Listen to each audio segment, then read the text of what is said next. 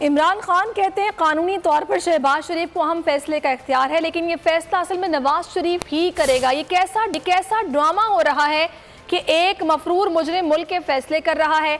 इमरान खान ने कहा कि नवाज शरीफ को मुल्क से कोई गर्ज नहीं, अगर मुल्क दिवालिया भी हो जाए तो उसे कोई फ़र्क नहीं पड़ता, ये हुकूमत बुज़दिल है, इसीलिए इलेक्शन से भाग रही है।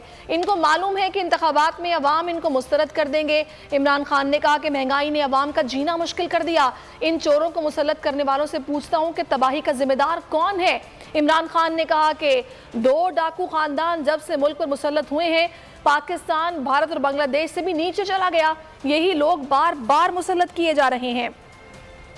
आईनी तौर पे तो खैर शहबाज शरीफ वो ही करेगा जो नवाज शरीफ कहेगा, तो आईनी तौर पे तो शहबाज शरीफ कर सकता है, लेकिन क्या इखलाकी तौर पे ये होना चाहिए? ये जो ड्रामा हो रहा है सारे मुल्क के सामने कि एक मफरूर सजा याफ्ता झूठा और दूसरी दफा झूठ बोल के भागा हुआ जो लंदन में बैठा हुआ है, मैं ये आज सारी कौम से पूछता हूँ कि ये कैसे इस मुल्क के फैसले कर सकते? इसने आज तक मेरिट का इसका मतलब भी नहीं पता, ये फैसले करता है, इसके मुफादात को आगे कैसे ले जा सकते? वो नवाज शरीफ को कोई फर्क पड़ेगा क्योंकि उसका तो पैसे बाहर पड़े हुए हैं, वो तो जब मौका मिलता है बाहर भाग जाता है। ये इलेक्शन इसलिए नहीं करवा रहा क्योंकि इसे हार जाना है। आज ये सिर्फ इससे इलेक्शन जो बचा सकता है वो नहीं करवाना चाहता क्योंकि उसको डर है कि इमरान खान जीत जाएगा, और है बड़ा बुज़दिल आदमी, करप्ट आदमी होते ही बुज़दिल है, इसलिए इसने इलेक्शन नहीं करवाना। और ये इस मुल्क को ऊपर इन चोरों को मुसल्लत किया था। मेरा सबसे पहले सवाल उन लोगों से है कि कौन है अब जिम्मेदार इसका? मैंने वैसे 6 महीने पहले अपनी कौम को बता दिया था कि जो 30 साल दोनों हुकूमतें मिलकर करते रहे हैं, और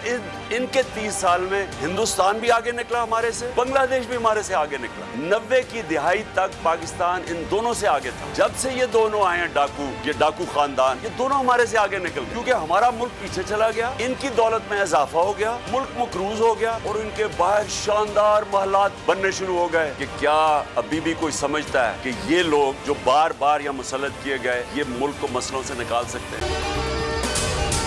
अगर आपको ये वीडियो पसंद आई है तो हमारे चैनल को सब्सक्राइब कीजिए और बेल आइकन पर क्लिक कीजिए।